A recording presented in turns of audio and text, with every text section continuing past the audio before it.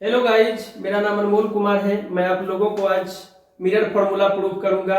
सबसे पहले mirror formula हम कनकेव मिरर में प्रूव करेंगे, जहां पे कि रियल और इन्वर्टेड इमेज बनता हो, उस केस में हम मिरर फॉर्मूला प्रूव करेंगे। तो सबसे पहले हम देखते हैं कि हमारे पास एक कनकेव मिरर होता है। कनकेव मिरर में प्रिंसिपल एक्सिस होता है, जिसपे पोल होता है, फोकस होता है और सेंटर ऑफ कर्वेचर होता है।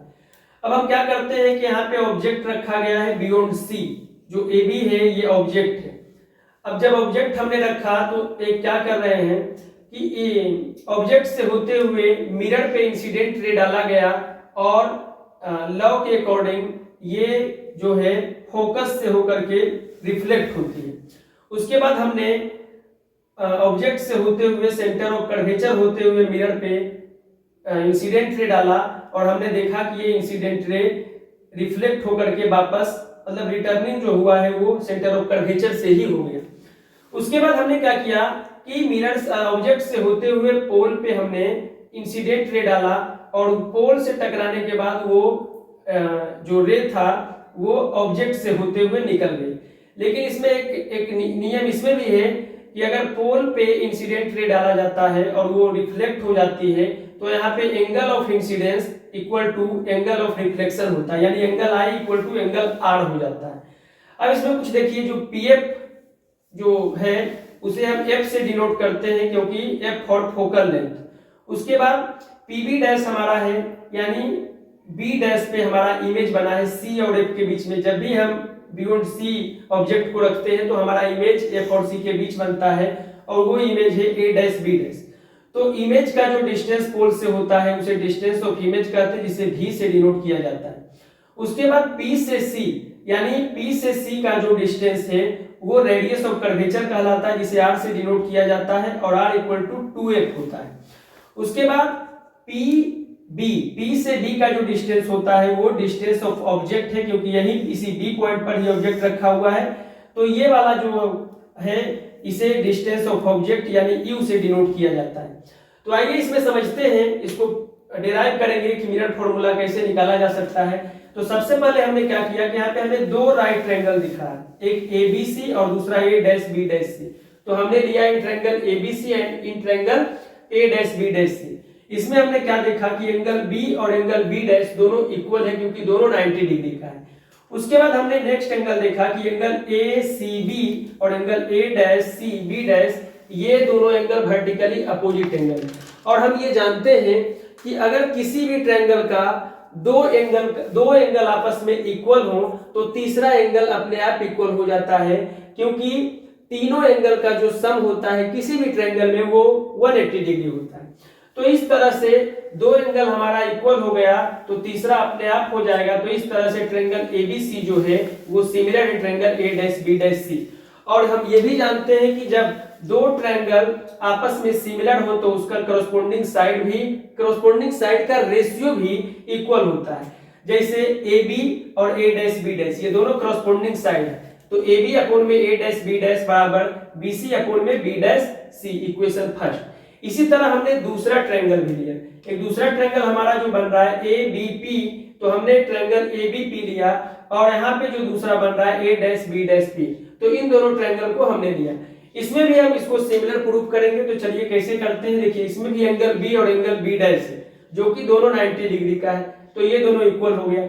उसके बाद एंगल P इसमें भी कॉमन है और एंगल P इसमें भी कॉमन है, तो कॉमन से क्या हो जाएगा कि ये दोनों एंगल इक्वल हो गया, इसीलिए ट्रायंगल ABP सिमिलर हो जाता है triangle A dash B dash P के।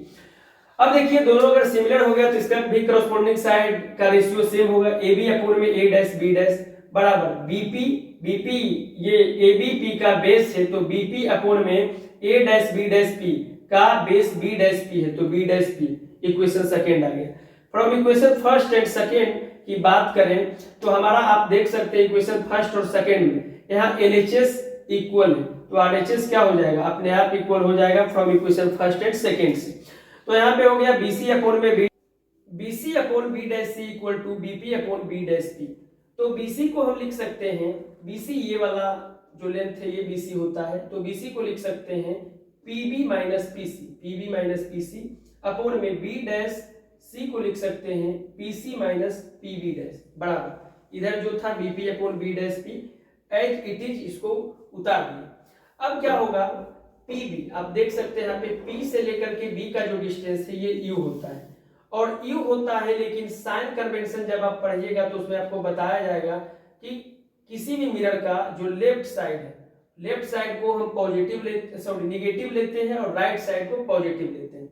तो यहाँ पे पीबी यू के इक्वल है, लेकिन यू लेफ्ट साइड में होने के कारण यहाँ पे माइनस यू होता है माइनस पीसी जो है पीसी आप देख सकते हैं पीसी को आर यानी 2f माना गया, लेकिन पीसी भी लेफ्ट साइड में होने के कारण माइनस 2f हो जाएगा अपोन में पीसी ठीक इसी तरह से minus 2f minus PB dash जो है यहाँ पे हमारा इमेज है यानी भी, लेकिन लेफ्ट साइड में होने के कारण माइनस भी हो जाएगा इक्वल टू बीपी जो है यानी पीबी ये भी यू है, लेकिन साइन कन्वेंशन के अकॉर्डिंग लेफ्ट साइड वाला निगेटिव होता है इसलिए यहाँ पे माइनस यू हो गया अपोन में बी डैश पी यानी जो इमेज डिस्टेंस है उसको रिप्रेजेंट करता है, तो यहाँ पे इमेज डिस्टेंस को भी में माना गया है तो यहाँ पे क्या हो जाएगा माइनस बी। अब माइनस यू और माइनस बी ये दोनों कैंसिल हो गया।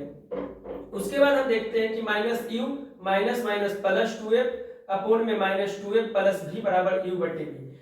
अब इन सबको हम क्या करेंगे क्रॉसपोंडिंग मल्टीप्लीकेशन कर देंगे, तो इस भी को ऊपर वाले के साथ और इस माइनस 2f प्लस भी को u के साथ।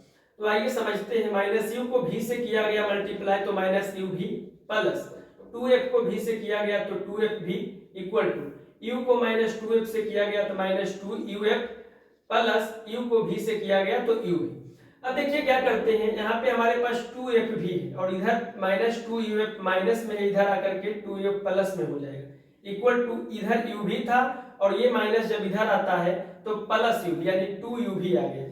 अब क्या करते हैं इस सब में 2 कॉमन ले लेते हैं, जब 2 कॉमन लेते हैं तो यहाँ f भी बचता है प्लस uf बराबर यहाँ से 2 कॉमन लेते हैं तो u भी बचता है 2 हमारा कैंसिल हो गया तो बचा f भी प्लस uf बराबर u भी इक्वेशन थर्ड इसको मान लिया गया।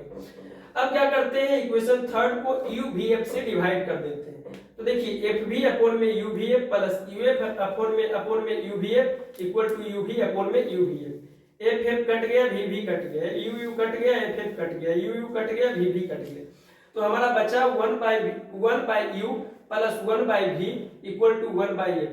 जब इसको सही से मिरर फॉर्मूला के फॉर्म में लिखेंगे तो हो जाएगा 1 बटे v प्लस 1 बटे u बराबर 1 बटे f। हमारा मिरर फॉर्मूला प्रूफ हो गया कनकेव मिरर के अंदर, वो भी जब इमेज रियल हो इन्वर्टेड हो उस केस में। तो इस तरह से हमारा मिरर फॉर्मूला क्लियर हो गया।